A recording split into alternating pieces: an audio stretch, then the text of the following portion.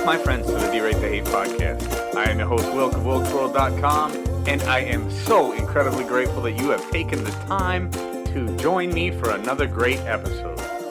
Here at the DTH podcast, we're all about bettering the world one attitude at a time. You know, we did not create the hate, but with your help, we can derate the hate. It starts with each of us as an individual. So what have you done today to make your life a better life? What have you done today to make the world a better place? Making your life a better life starts with individual accountability. How we act, how we react, no matter what happens to us, how we react to it makes the difference. Friends, one of the great things about a bad attitude is we as individuals have the power to change it. One great way to do that, share the D-Rate the Hate podcast. Share it with your network of friends. Get them to share it. Subscribe. Leave us ratings and feedback. Always greatly appreciated. And with that, let's go. Does money actually buy happiness? That's the question I'm thinking about today. Not so much because I believe it, because I most definitely do not, but because I recently read an article entitled, "Here's How Much Money You Need to Make to Be Happy Living in the U.S." Now, I don't bring this up to rip on the author of the article or anything like that, and the author actually did some great work citing references in the article, so I went and read through those to try and gain some more insight to the background of this article. And it's all about money, which I find disheartening. I find it disheartening because I really do not like the fact that we have, as a society, come to a point where the yardstick by which we measure happiness is money. So I read the article, and then I read it again, and one thing that glaringly stood out to me in this article that was missing was any mention of gratitude. Any mention of gratitude. Now, anybody who's listened to the D-Rate the Hate podcast for any amount of time knows that I talk about gratitude and personal accountability at great length in a lot of our episodes. And the reason I do is because I think gratitude and personal accountability are two of the primary keys to happiness. And nowhere in this article, period, does it mention anything about gratitude or personal accountability.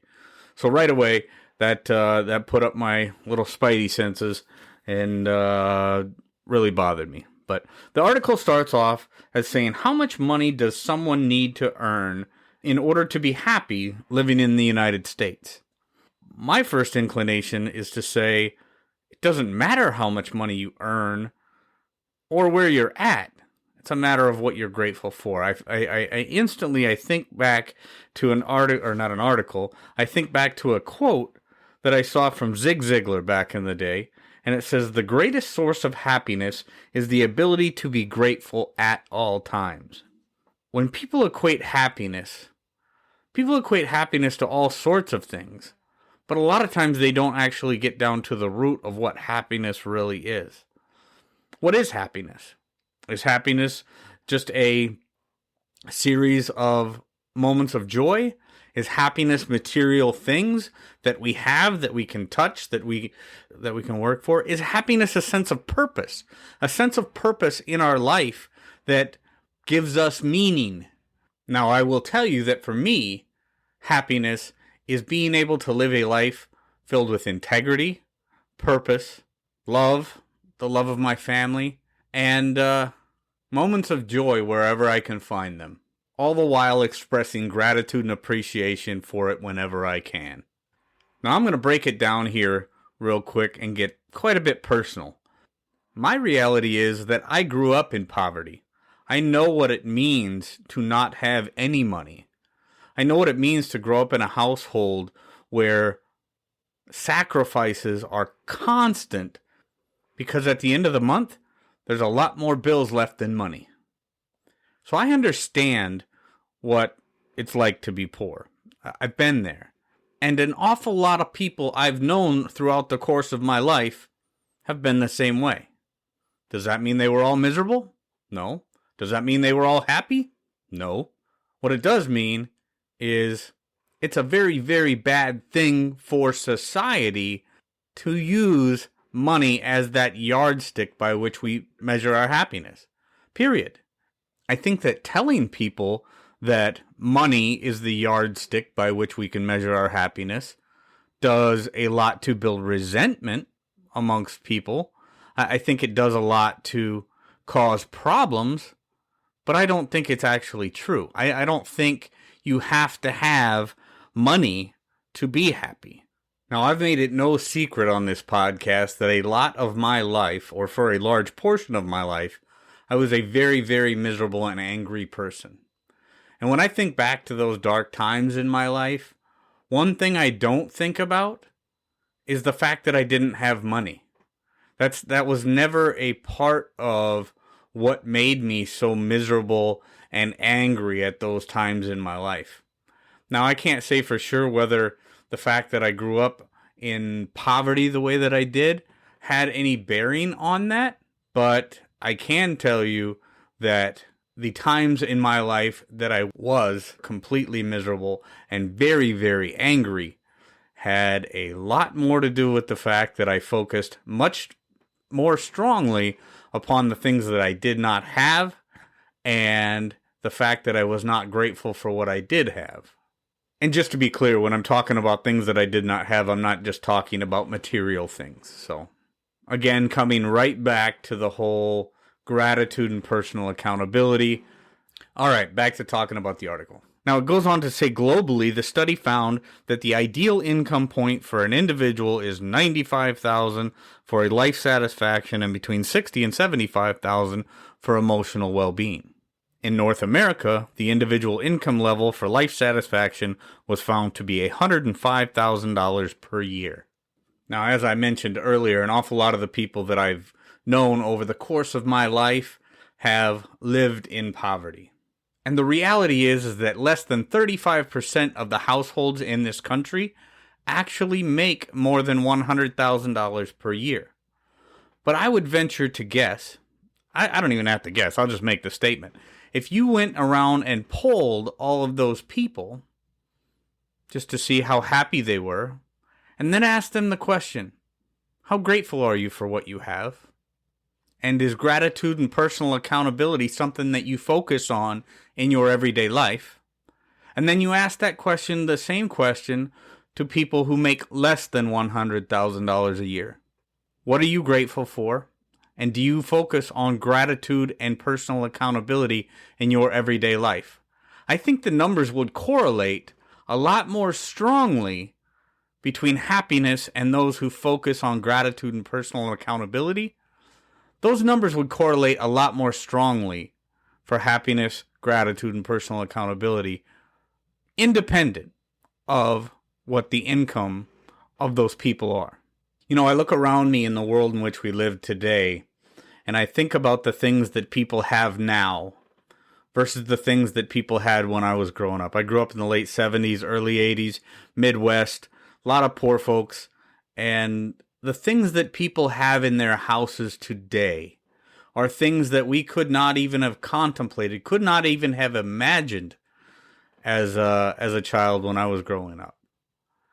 And I think about the lack of gratitude that's actually shown by so many these days, especially so many in the younger generation. But people having things in their homes today that people never would have dreamed of back in the day. And I think it has actually manifested this unhappiness if you're not keeping up with the Joneses, if you don't have a television in every single room, if you don't have computers for everybody in the house, maybe not just computers, but a cell phone. And I think a lot of that problem actually comes from parents not promoting a mindset of gratitude in their youngsters. Now, I want you to be very honest with yourself, and I want you to ask yourself a question. Actually, it's more of a mental exercise. So you have two families. You have one family of meager means. They have very little extra at the end of the month. They don't have a lot of the luxuries that a lot of families have. And then you've got the other family who's got everything. A TV in every room, the latest cell phones all the time, designer clothes, all that stuff. The family of meager means promotes an attitude of gratitude, and personal accountability. Sitting at the dinner table, asking that child, what are you grateful for today? Instilling within that child that mindset of we must be grateful for what we have and not focus on what we do not, and be accountable for our actions. No matter what happens to us, it is within our power as an individual to choose how we are going to react to it. And the family that's got everything, all the material goods that any family could ever want, makes no mention in their household ever of gratitude or being accountable for our actions, things such as that.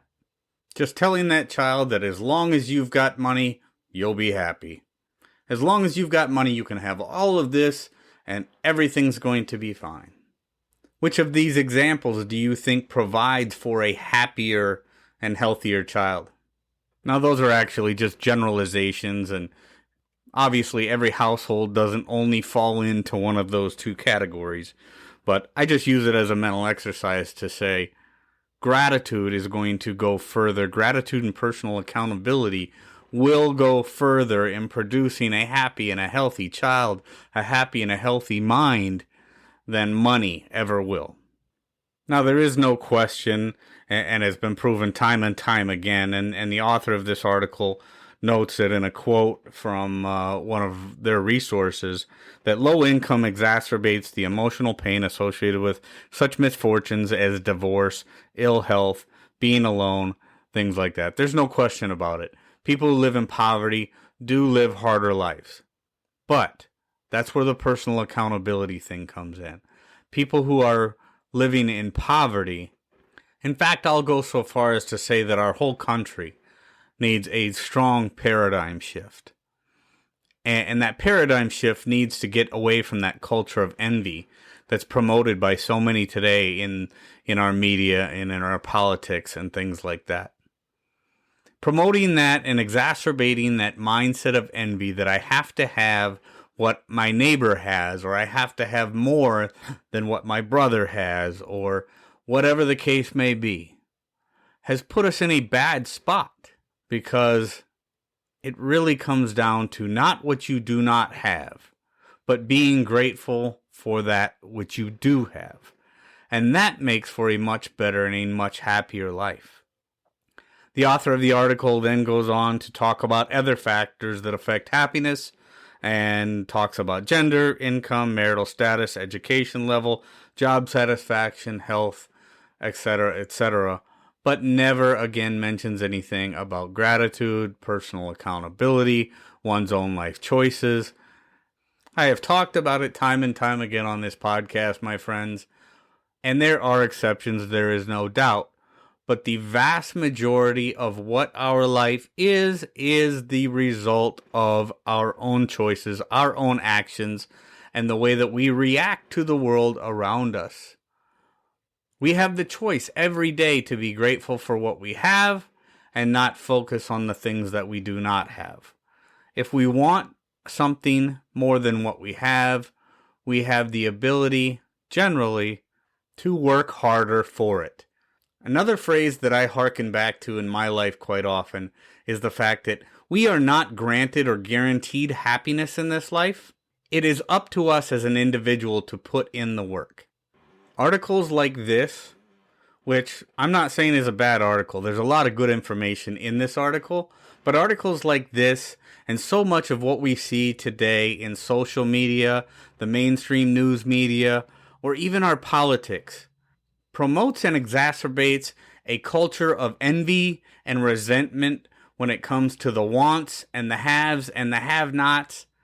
And it really is just perpetuating a culture of hate.